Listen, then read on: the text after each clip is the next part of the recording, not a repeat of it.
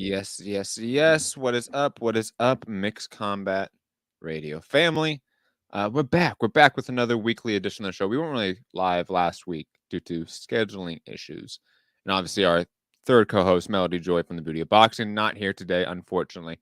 But obviously, go check out all of her work at The Beauty of Boxing, all social media platforms, and thebeautyofboxing.com. I think we're going to come back, me and her, and do a show sometime this week, either a Saturday live reaction show, something like that, to add some more content to it. But a lot to get to, of course. Canelo versus Charlo, not Jermell Charlo. I we got this is boxing, I guess. Like, this stuff happens. Plus we had fights this last weekend. Josh Franco, Gary's boy, fought. Didn't work out that well. Gonna dive into that one. A lot to get into. Plus, prospects / contenders, Virgil Ortiz, Boots are fighting this weekend, obviously on respective cards. A lot of stuff to get into. And without further ado, let me get to my trusty co-host, the one and only Gary in Dallas. Gary, how are you?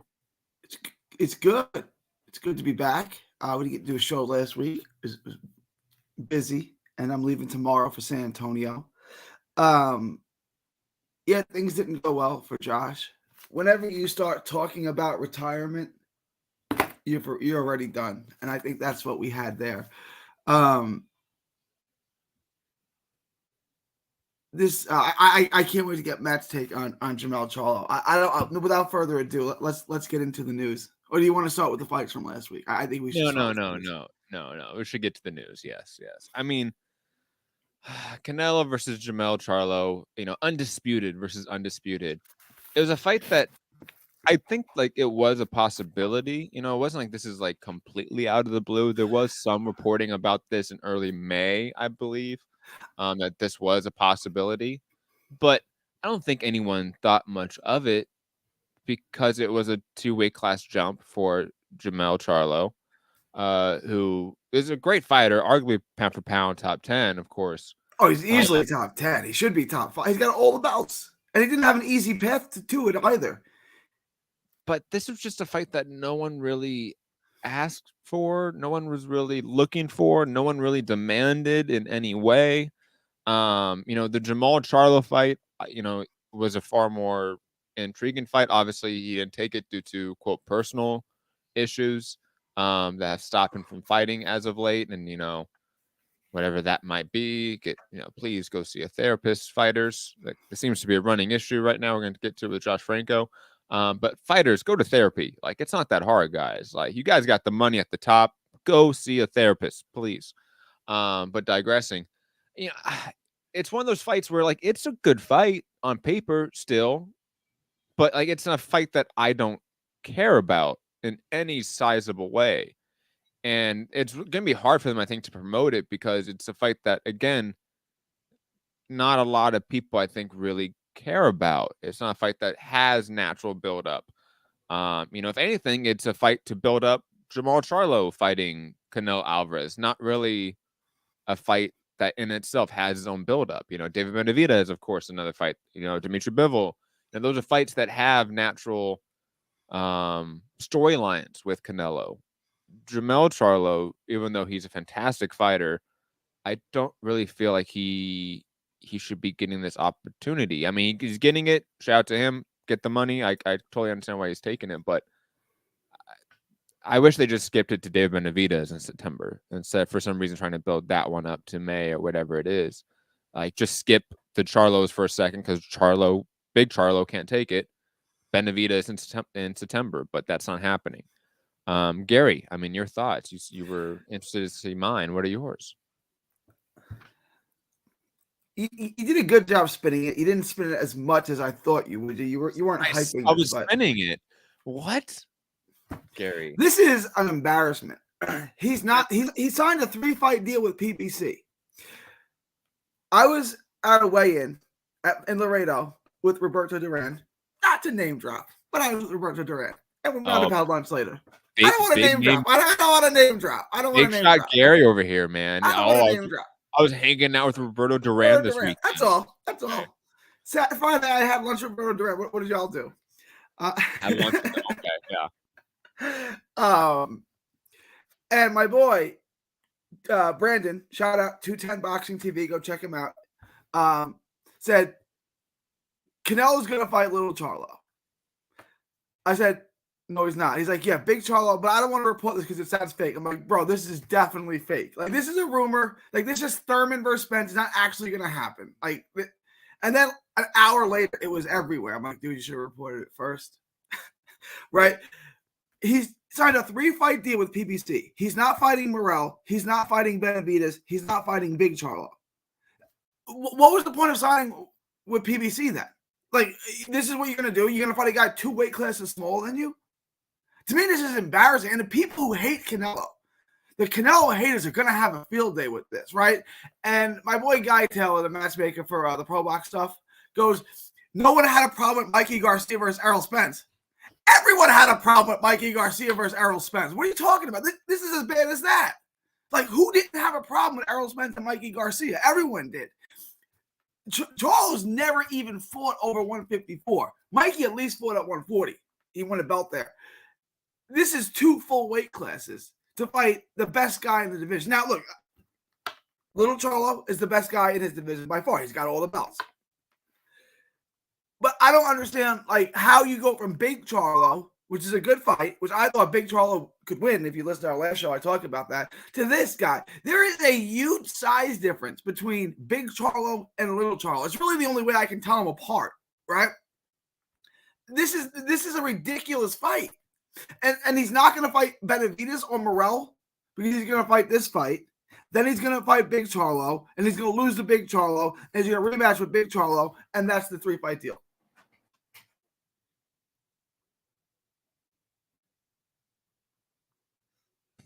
Gary, I mean, I wouldn't say it's embarrassing.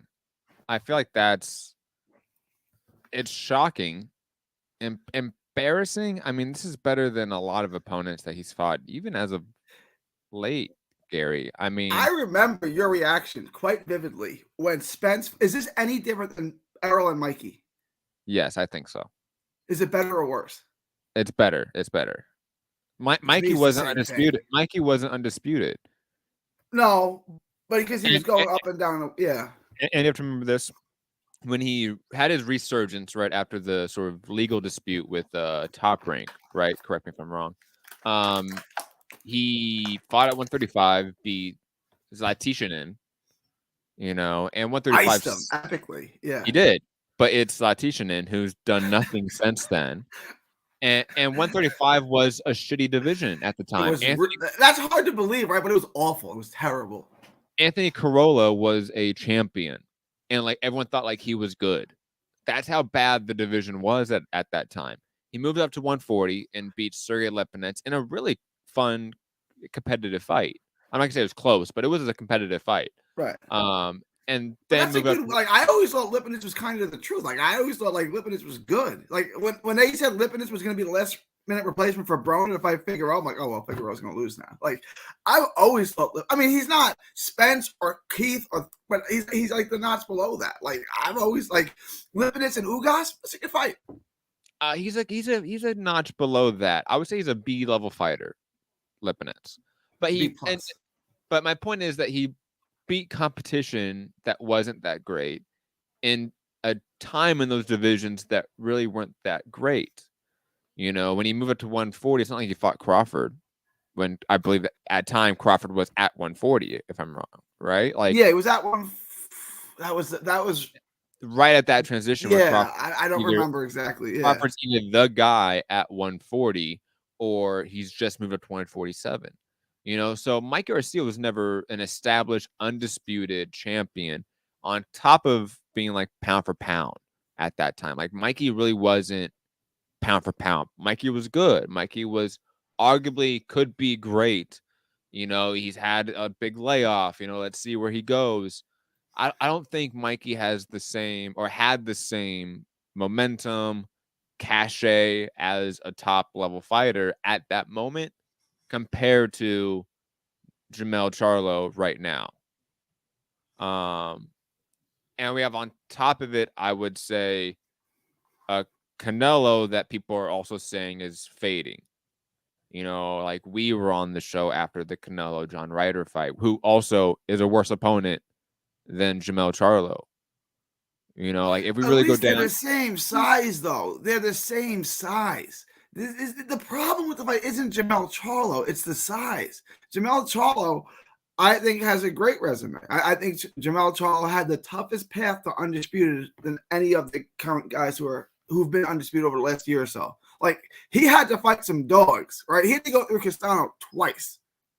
Like, he beat Harrison. He beat Rosario, who everyone thought was going to ice him. Like, and Rosario turned out not to be as great as everyone thought he did, but that guy looked like a killer at that time. Like, it's not any disrespect to Charlo. What is that on the wall? It's the side. Like, you have great fights at 168. Why are you bringing up a guy from two weight classes? Like, I consider Big Charlo a 160 anyway. Like, I think the reason why he hasn't fought, part of the reason is because he can't make 160 anymore. Like, that dude is huge, right? Like, I've stood next to him and Bivol. Bivol fights at 175. Jermell Charlo is bigger than Bivol. Jamal's a big dude. So I think part of the reason he hasn't fought is because he can't make 60 anymore. Right? Okay. So I always considered Big Charlo a 68 pounder anyway, whenever he came back. So that's a fair fight. This is not a fair fight because of the size. Not that I don't think little Charlo is good. I think he's really good. I think he deserves a big fight, a huge multi-million-dollar fight. Just not with a guy 2 weight classes bigger than him. Okay. Canelo is 5'8". Jermell Charlo is 6 feet. I don't want to say that Charlo is really going to have a size disadvantage, so to speak. Might have a weight disadvantage, but a size disadvantage is a different thing. He's going to have the reach advantage and the height advantage in this fight. No, the game plan is the same. The game plan hold on, Gary. Hold on. Let me rattle this off here. You said I'm gonna spin this. I'm gonna spin this. Okay. I'm gonna list off his last opponents, Canelo's last opponents. Okay, and which ones that this fighter, Jermell Charlo, is better than. John Ryder, Triple G in the third fight, Billy Joe Saunders, Avani Yildirim, Sergey Kovalev at that time, Rocky Fielding, Chavez Jr., Liam Smith, Amir Khan, James Kirkland, Angulo, Trout. Like, if we really go down a lot of these names, Lil Charlo's better. I understand there's a size difference. I understand there's a weight class difference. But we have a guy in Canelo who's a very small fighter for his weight class versus a guy that's very big for his weight class in Jermell Charlo, who's undisputed and better than, again, a lot of names I just listed on Canelo's resume, I would say. Now, maybe might nitpick a few here or there, but the fact that I can list off 10 names in the last 5 years or 8 years or so of Canelo's career that Charlo's better than, I don't really see how it's embarrassing to use that term. Again, shocking, not the fight we want. I get that. But embarrassing, I don't see that. This isn't embarrassing. This isn't when Canelo fought Amir Khan, for example. That was embarrassing. That was him. Why did they make that fight? I guess because it was big bucks. Where did they do that? That was in Vegas? It wasn't in the Middle East, was it? No, he's supposed to fight Pacquiao in the Middle East, and that fell apart. Wait, Vegas. It was Vegas? Why did they make that fight? Money. They did $480,000. Amir Khan is that big of a draw? I guess. It did decent numbers. It did. It did like 500,000, right? Yep. Again, I view this like Mikey versus Spence. It's not like I have any problem. I had Mikey pretty high on my pound for pound, higher than most people did at that time. But there's just no way he can win, right? And there's no way Little Charlo can win this fight. And there are tons of – it's the same situation because there's tons of talent for him to fight, for Canelo to fight at 68. There isn't. There isn't a ton of talent. Benavidez and Morrell. There's 3 names. There's 3 names on that division that make sense. You name 2, and then Big Charlo. And Big Charlo. But Big Charlo's not fighting right now. Big Charlo's not fighting right now. So there's 2 names. Pick one of them. Pick one of them. And Morrell, a guy that's 5-0, 6-0. He's got more fights than that now. He's got like 10 fights now. How many fights has Morrell got? But Morrell honestly, like beats. Morrell's a guy that hasn't beat anyone in the top 10 yet, has he? Top 10? No, not top 10. So I feel like that's way more embarrassing of He's a 9-0 matchup now. than. But David Morrell would win Charlo. that fight. David Morrell's the best one. I've been said that. Morrell's the best 168-pounder in the world. And Jesus Ramos is the best 150. You got to prove it. I agree. He's got to prove it. But I would pick him to beat Benavidez. I'd pick him to beat Canelo. I'd pick him to beat Big Charlo. He's so good. Like, he's the Kawhi Leonard of boxing. Like, there's nothing he doesn't do that's really good to excellent. Like, he's just like it's almost like Crawford at 168, right? When Crawford was like 140, it's like, this is about perfect. Morrell's about perfect. And just to add to the spin here, Gary, for example, in MMA, right, the UFC, weight classes are more separated than in boxing, yeah. bigger gaps, right? So, for example, there's a 155-pound weight class in MMA. It's the lightweight weight class, and then you have the next weight class up is 170 pounds. It's a 15-pound jump. That's about the same as a 154-pounder going up to 168. So it's not unheard of for a fighter to jump up 15 pounds in weight and win. It's not unheard of. Those are usually great fighters. Is Jermell Charlo a great fighter? We just said he's That's Roberto Duran and Shane Mosley great. But now we find out. Now we find out. No, I like Charlo too. Is he that? No, he had 2 life and death wars, and he went 1-on-1 with Brian Castano. Like, Castano's good, but that's the level that Charlo's on. Clearly, they fought twice. Everyone thought Castano beat him once, and then he came back and got revenge in another great fight, right? But if he fought Castano 10 times, it's going to be 5-5, right? I mean, no, 6-4. Yeah. Okay, 6-4. But I mean, that's a far cry from Shane Mosley or Roberto Duran. Like, I mean. We never know, Gary. This is the time when fighters can, achieve greatness. Undisputed versus undisputed, Gary. He's probably getting them at the right time. What would you, if you were a handicap, what percentage chance would you give little Charlo of winning this fight? Oh, like 10-15%. How about Big Charlo? 20, 25. You're undervaluing Big Charlo. Benavidez, 40. Morrell. I have no idea, man. Like 15 at this 80. point. Like, I don't know. Like, 75. I wanted to fight. If Morrell came out and fought Benavidez and smoked him, then yeah, I'll go. I'll agree with you, Gary. But he hasn't done that yet. So you picked Canelo to beat all of them, right? You said, right? You didn't give anyone better than 50. Benavidez was close at 40. No, Benavidez was 40. Yeah. I agree with you. Benavidez is 40. I would say Morrell is 70. Charlo is 52. And little Charlo is 5. Gary, you gonna buy this pay-per-view? You gonna support undisputed versus undisputed? Probably. Never. What? Of course not. I'm gonna buy this. Shout out to you, Uncle Al. Great fight, man. I mean, not really. I'm gonna buy Spence Crawford. I decided I'm gonna buy that. I'm gonna shell out the $80 and buy it because it's a fight worth buying. Sure, Gary. I mean, I feel like it really doesn't matter. I feel like it's all money laundering. So, they're going to make their money at the end of the day. It is money laundering. It probably is money laundering, right? Like, we've talked about this for so long on, years ago, Gary, on shows about, how are they pumping all this, hundreds of millions of dollars into these events per year? And it doesn't seem like they're making the money back. We look at the gross revenue or the gate revenue and the box office and all that stuff, and it never seems to make sense. It doesn't make sense, and that's okay. I remember talking to Keith Thurman. Keith Thurman was telling us that he was approached by a local promoter in Florida, right, in this area. Promoter, presented him this opportunity, and Keith Thurman was looking at it like, I'm not a stupid person. I'm a pretty savvy investor. I'm looking like, how do we make money off of this? And the promoter's like, oh, we don't. You just pass down your losses. And he's like, all right, I'm kind of looking for a money make. I understand what you're saying, but I'm kind of looking for a money making opportunity, not just scheme to write all my other expenses off under, which is Hashtag boxing. Hashtag boxing. Yeah. Anyways. Gary, you want to talk about the last fights that we've have yet to cover? I mean, I don't have them all up on the screen, unfortunately. I know we have Josh Franco and Ioka to talk about. What else? Savannah Marshall had a fight against Franchon Cruz Dezern.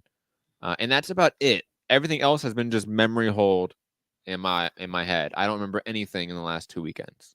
What else was that week before? So that would have been like the week of like the 24th. What else was that week? Melody, what were the fights 2 weeks ago? How you doing, Melody? You feeling okay? Gary says hi. I don't know.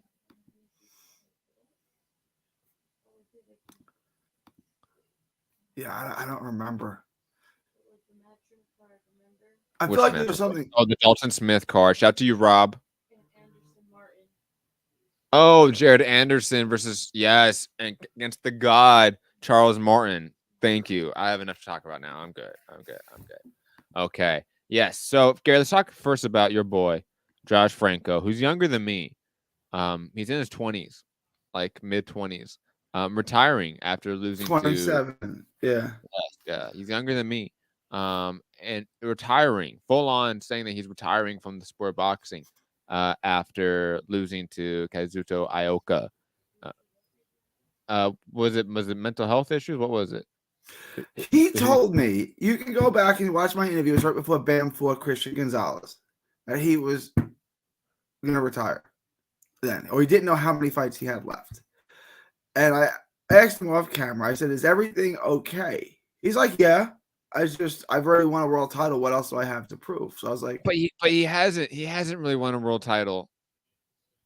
Like, come on. I mean, but not really. I mean, who did he beat? That like Oscar Negrete? Like, come on, man. Like, he beat Maloney.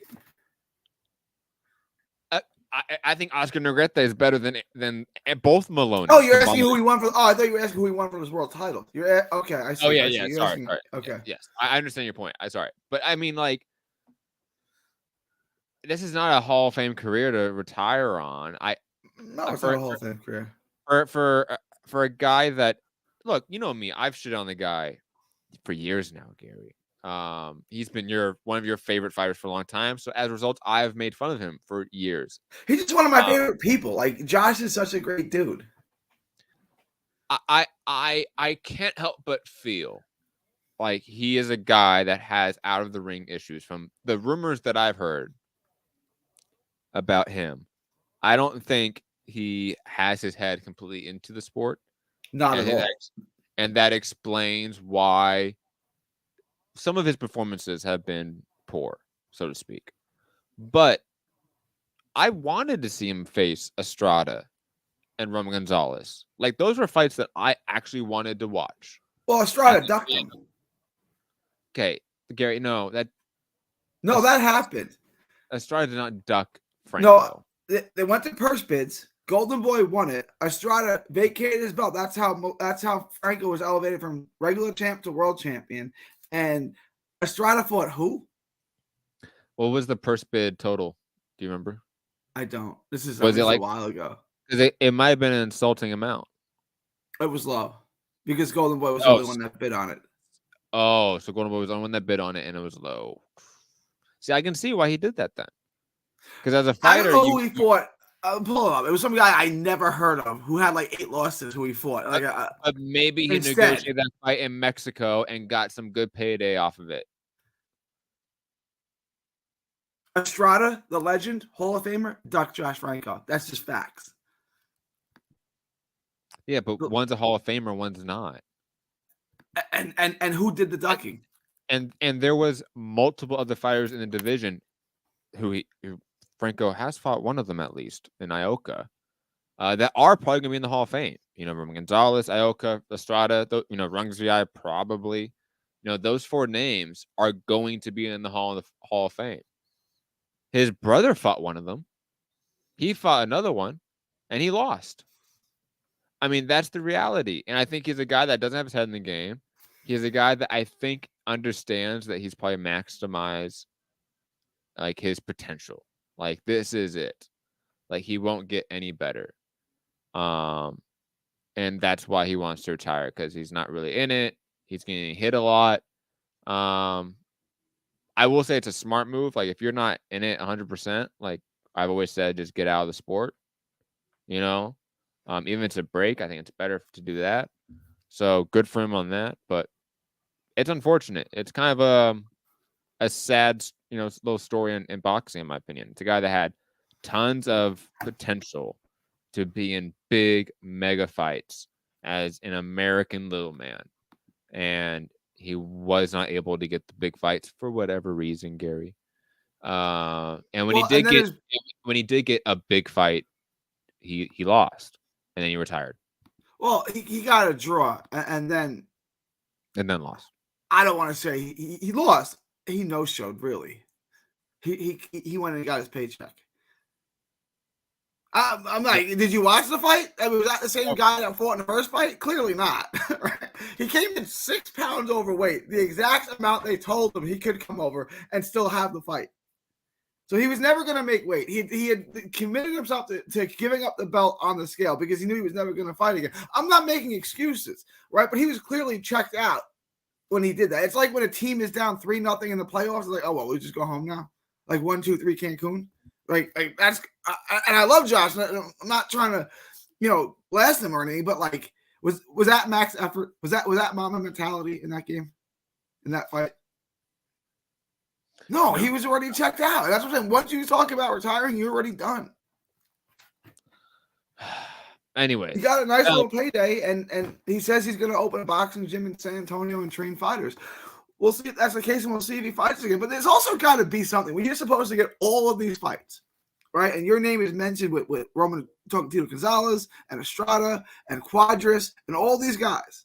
And then your brother, a last-minute replacement, who's 2 weight classes smaller than you and like 19 years old, gets the call and then takes all of the gusto and is probably the most popular person in San Antonio right now.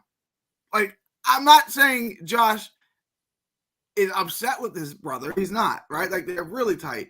But that's got to do something to your psyche. Like when Owen Hart beat Bret Hart. Right? Like, Bam says Josh would still kick my ass. We all know that's not true. Right? Like, I get it. Like, he's still your big brother. But, like, come on. No, you don't. And I love Josh, right? And I think Josh is a good fighter. And I think if Josh wanted to, he could come back and win a world title again at 115. But I think there's something to your little kid brother who's 5 years younger than you comes in and takes all your fights, takes all your big money, takes all the fame from you, right? I do think there's something to that. Not that it's Bam's fault that he's that good, right? But I do think that plays on your psyche. I don't disagree at all, Gary. And as I said earlier, when it comes to Big Charlo, fighters, don't be scared to go see a therapist. Trust me, it's not that hard. Go see a therapist. It's easy. You guys are rich. It costs like $100 at most. Come on. When was the last time you went to a therapist? $100. 1992? When was the last time you went to a therapist? For a session? $100 for an hour or for a half hour? One half hour. It's not that bad. Maybe for a half hour, not an hour session. You're getting $100. And this was, maybe 10 years ago, give or take. Yeah.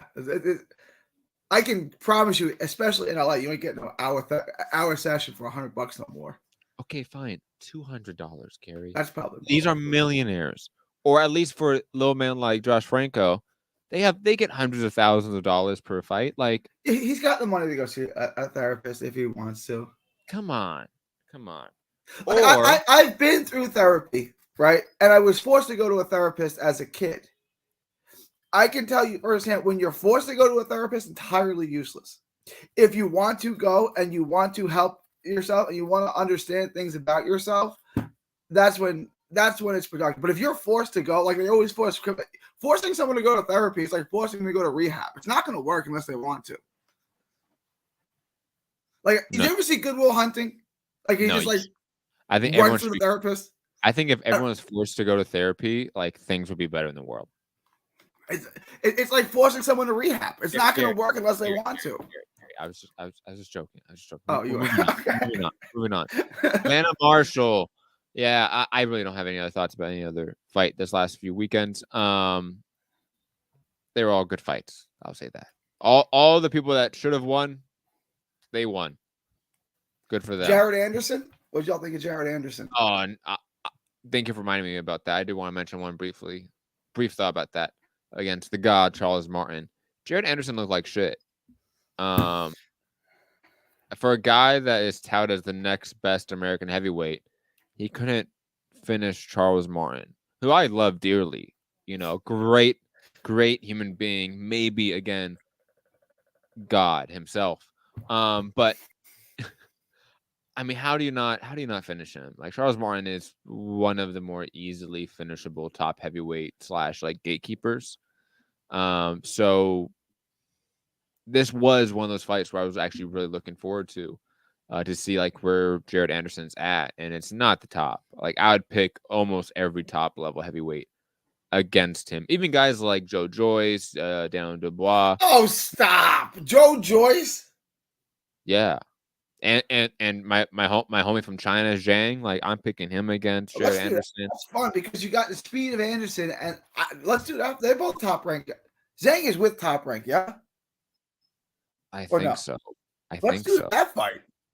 I mean, the heavyweight division is at a standstill because Fury don't want to fight nobody, and Usyk don't want to fight Wilder. So, I mean, that's the best fight that can be made right now. That realistically can be made right now. Usyk Dubois, okay. But besides that, the best fight that it can realistically be made right now is Zhang and Jared Anderson. Realistically, not hypothetically. Yeah. Like, in a real world scenario, that's the best heavyweight fight that can be made right now. And I think that's a hell of a fight. I picked Jared Anderson to win that fight, but that's a great fight. How does Zhang handle the speed of Jared Anderson? Easy. Easy. Come on. No, I mean, it's a fight. I mean, it's one of those I think would be a fun fight. I just wish that both of them would be moving towards the top instead of at each other right now, because they're already prospects / contenders. You know what I mean? Like, I want them fighting a Dylan White type, or a Joseph Parker. Those are names that I would want them to fight next, not each other, to be quite honest.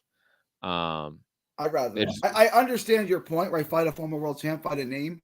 I get that argument. I'd rather see them fight each other because right now, Zhang versus Jared Anderson is a better fight than Zhang versus Joseph Parker. Even if Joseph Parker has the accolades, former world champion, better resume, I get it. A better fight is Zhang and Jared Anderson because the winner of that is a legitimate threat for the heavyweight title, right? Like if Zhang beats Parker, you're like, okay, I kind of thought he'd beat Parker anyway. If he beats, Yui Fury. All right, I kind of thought he beat Yui Fury anyway. That's not for Yui Fury there. He's not. He's on that list. No. That's my boy. I thought he was going to be the goods. I mean, I do think those are good fights, though. If Jared Anderson fought Dylan White, that's a really fun fight. If Zhang fought Joseph Parker, that's a really fun fight. I just, to me, those are just way more intriguing right now than Zhang versus Jared Anderson. Two guys that I don't know if I should really care about, to be quite honest. I mean, Zhang had a much more of a big breakout win against Joe Joyce, right? Jared Anderson's been the more steady contender / prospect to look at. But I still don't think either one is going to be a heavyweight world champion right now, to be quite honest. I don't see that. How old is Zhang, right? Because the heavyweight, this Fury, Usyk, Wilder thing, that's on its last legs. There's going to be a turnover in the heavyweight division, and it's good. Turnover's good. There's good heavyweights coming up, right? But those three guys are all 36 years old. We're about to move on to the next era. Dude, heavyweights last forever, man. Those guys are going to last till 45. Well, Fury doesn't take care of himself, so he ain't lasting 45. And he Usyk fights one time every 2 years. He can definitely. And he weighs 290 pounds and drinks beer all day. I'm telling you, he's not having a long career like Evander Holyfield or Lennox Lewis. Look at those guys. Look at the condition they were in, or Klitschko, and then look at Fury. If George Foreman can do it, Tyson Fury can do it. Okay. Best believe it. He having a long career. Usyk seems young. He's in his 34, 35? Is he really 36. 36? But see, he He's can last another undersized. 4 Once years. he slows down a little bit, he's getting knocked out because he's too small. So I never expected him to have a long run. I thought it would be a successful run. Was hoping he'd fight. None of these young guys are gonna knock out Usyk. Jared Anderson, you Not can't knock not out right Charles now, Lemon. but like Usyk gets old one day, 2 years from now, yeah, he gets knocked out, right? Because he's undersized. Not Usyk right now. Dubois. Usyk Dubois, which is happening next, right on Good pay-per-view. fight. Can I just say one thing about Jared Anderson? I just want to comment one thing on Jared Anderson. These homecoming fights are bad ideas. We saw Bam have an underwhelming performance in San Antonio. Then we saw Regis have a disaster of a performance a couple weeks ago in New Orleans, like Eddie Hearn says, like we're in English class. And now Jared Anderson. Like they're too much of a distraction. You're not going to look good in them, right? Like Regis said, you got everyone calling you and your mama for tickets, and everyone wants you to do these appearances, and it's just not. It's a distraction. It is a distraction, and you're not going to have A+ performances, right? This is why you don't play Alabama homecoming weekend, right? You play Vanderbilt, get a win, right? Because it is a distraction. I really like. I get why they do them, but this is not. I'm just giving you 3 recent examples of a guy coming home to have a fight. And all 3 of them looked like trash. Gave one of the worst performances of their career. One, homecoming football games is not a good analogy because it's just a home game that's attached to another event, so to speak, for the school. But they still play half the season at home, right?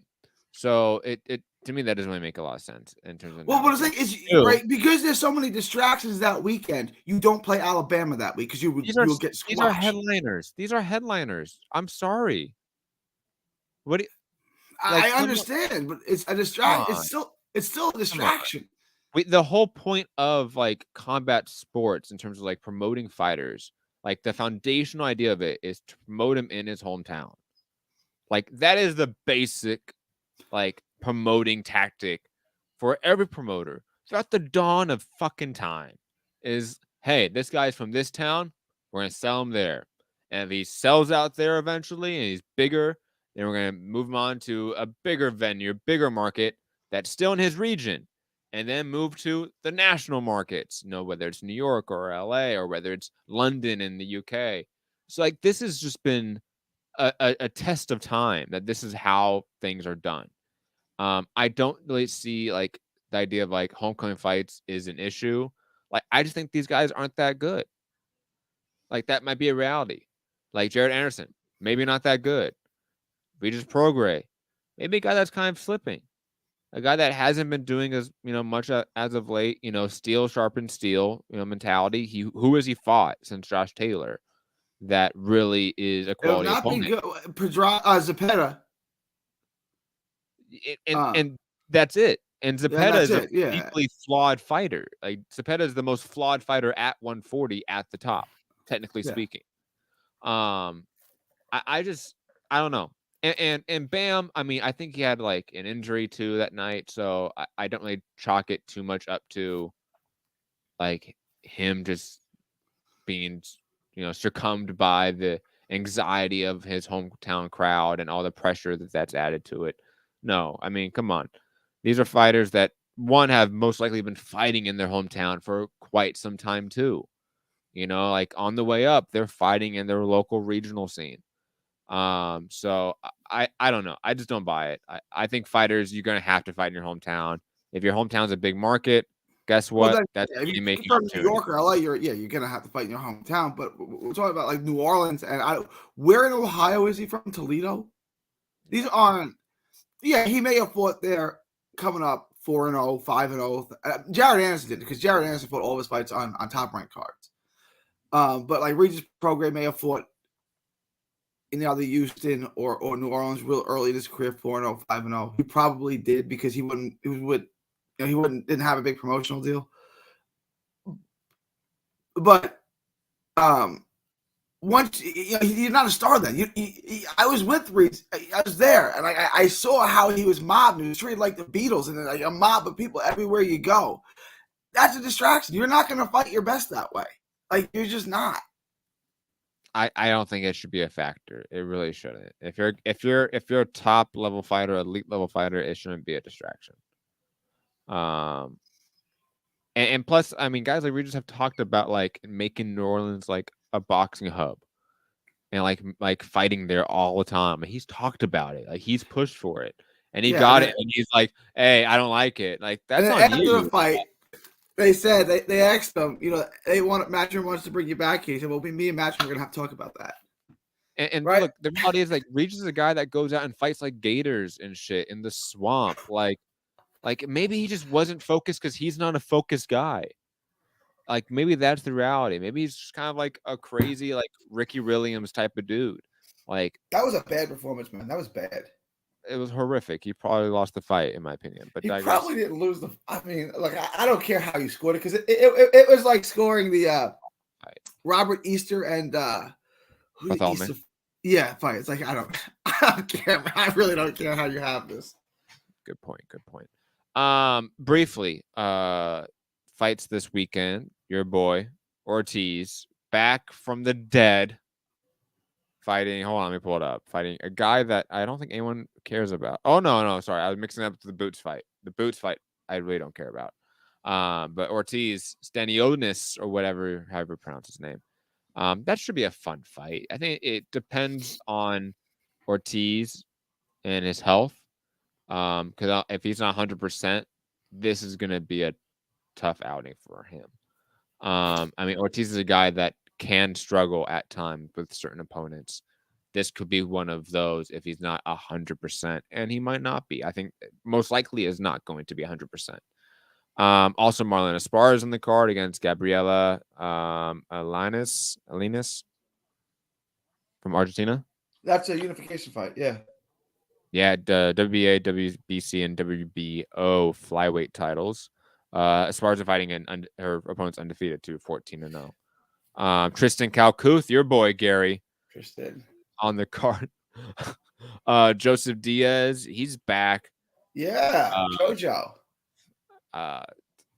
You know, everyone look up his legal issues when it comes to underage women. But digressing, what else? That's about it for people that I know. It's a good thing Tristan's last fight back in April wasn't televised because he lost.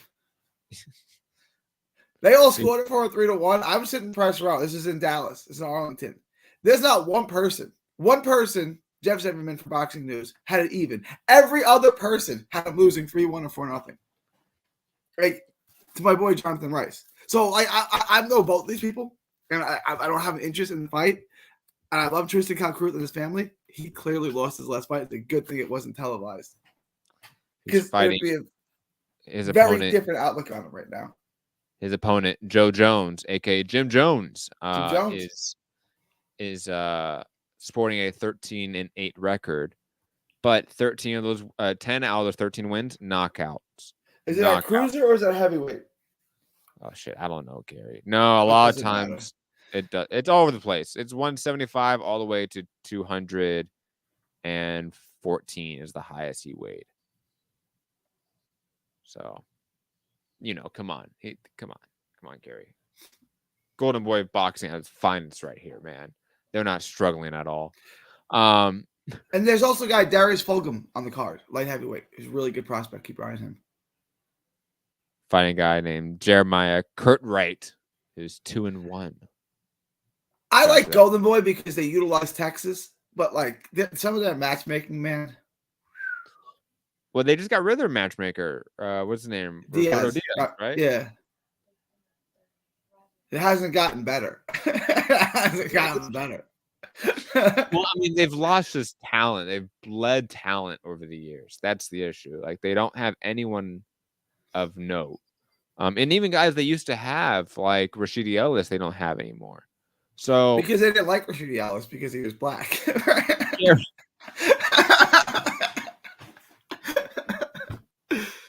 Yes, it is what it is, man. Like, it was the most obvious. Like, he was so good, and they just have him on the show for a year at a clip. It's like, why are you not fighting, Rashidi Ellis at all? And they just never answered questions about it. Like, anytime they were ever asked about it, they just always ignored it. Like, Come on, Oscar. Come on, bro. Rough. It's But if they rough. didn't want to use him, why did they sign him? Like he could have signed somewhere else. Like, I think he was signed under the Richard Schaefer era, though, wasn't he? yeah, but like his brother was signed with PBC. Yeah, that's true. Like, just let him go, and eventually let him go. But you're not going to use him. I mean, let him go over to PBC and fight the other welterweights. No, Gary, that can't happen. Okay, they're going to stick him on the shelf for a year and a half, and when asked about him, they're just going to pretend like he doesn't exist. This one of the best fighters on your stable at that point. Have him fight Virgil Ortiz. No, he might win. Right? Like, also this weekend, Boots Enos versus Roman Villa. I don't care about that fight at all. Boots, I just want to fight like Keith Thurman at this point, or Ugas, who I think are they're fighting. fighting each other. They're fighting each other, which I get, but I mean, those are two guys that are out of the loop right now. Why not fight them? Why not fight my boy Barrios? I'm not trying to give my boy Barrios, but it's a name. I know it's better. Yeah. I'll take Mario Barrios over Villa. Absolutely. There's no name value to it, or not as much name value as a Thurman, even an Ugas. With Thurman and Ugas off the table fighting each other, like go down. Barrios is Butiev, right? Like go get a name that people know. Why don't fighters just take risk and go up to like 154 and face like a Danny Garcia? You know, like would they do that? Do it in Philly. I mean, is Danny even still fighting? I mean, he's been MIA forever. I don't know. Because he went up to 154 and then just didn't fight again. It felt like. Hold on, let me look it up. Maybe we just has he fought at all since? Has he fought at all since Spence? I don't know. I don't think so. Hold on.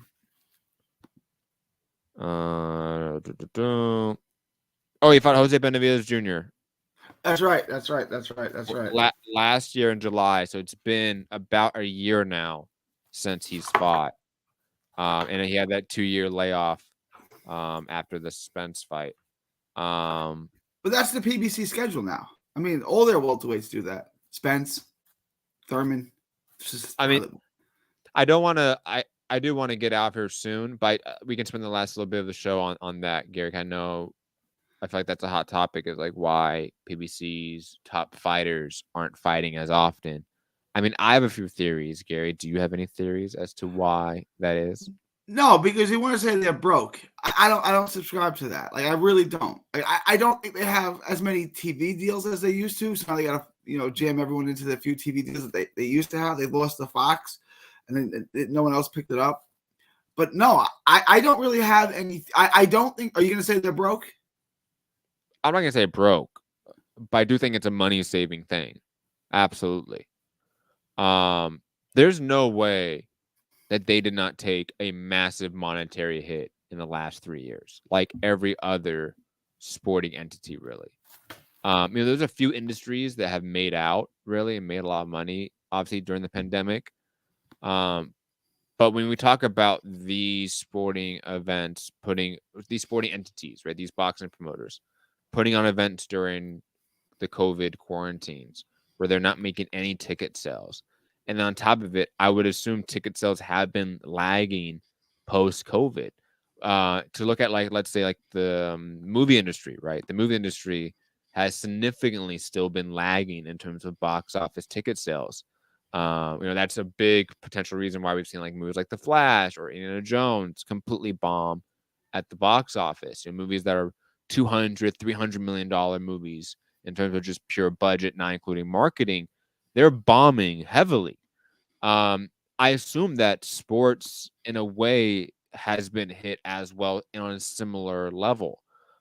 We've seen it. I mean, we had in our eyes a good solid year of these promoters putting on events where there was no crowd. So that's half of your revenue gone, just absolutely gone. So you're only surviving on the TV network money. That's an umbrella. That's a golden parachute, so to speak, that's lifting you afloat. I think it is a way to save money. Absolutely. I'm not going to say they're broke. I think that's absurd to say. I mean, they're making big fights right now. We just got Tank That was Ryan. yeah. We're now getting Spence Crawford. Like, and we're hearing about Wilder in Saudi Arabia on this mega card, right? Like, we're hearing about big things with PBC this year. So I don't think it's safe to say that they're broke. I think it's safe to say that they've had to adjust to the new economic landscape right now. You also have it where all these top guys are getting top billing, top like purses. And They're this was go ahead. the No, go the ahead. the the monetary bubble, so to speak, that we've talked about with the zone back in the day, right? That did have a slight burst, but it still has, hung around. If you look at purses for these top fighters, they're still making mega paychecks that they weren't really making, 3 years before 2018, right? When we saw this huge bubble and influx of money from DAZN, Fox, Showtime, ESPN, then we had Triller and all this stuff. We had this huge influx of cash. That's still hanging around a bit. And as a result, the fighters are probably demanding a lot of money. So that's what we're having now. That's my theory. I want to say this though, right? Like you still get the big purses, but if you watch, Matchroom had very few cards last year in the USA, very few compared to what they've had in other years, and a lot of their cards, they had BAM and women headlining it, and we both know that women and little guys don't get paid the same money as welterweights and above or lightweights and above. They don't. So they were saving money there. There was, like Matt said, going into COVID, this bubble was about to burst, right? Like there's just not that much money. And once Blevnik realized how much money he was losing, he was going to reel that back in. And once that gets reeled back in, Top Rank and Golden Boy and PVC can all kind of reel it back in too, or they're going to go bust because that kind of money just unfortunately isn't in boxing, right? So that was going to bust anyway. Then you compound that and also kind of disguise it with the pandemic, right? Like, oh, we have to pay you less. You had to pay them less anyway. This actually helped that, right? And then you have no crowd. And there is an effect there. And boxing, I feel, is just starting to get back to where it was pre-pandemic now, where like basketball and baseball are fine. Football obviously never went anywhere. There was economic hardship. We self-inflicted, sure, right? But when DAZN and came on the scene, they were paying people obscene money, right? Like money we've never seen before. I remember, Eddie Hearn saying, "I'm going to offer Tank Davis $5 million to my 10 farmers." That's a $1.5–2 million pot. You're going to give one guy $5 million, right? If I would have said to you, Tank and Tevin, circa 2017, what's the pot for that fight? It's no more than $2 million. It probably isn't $2 million. He said, "I'm going to offer one guy $5 million." It's like that's the kind of money that they were throwing at it.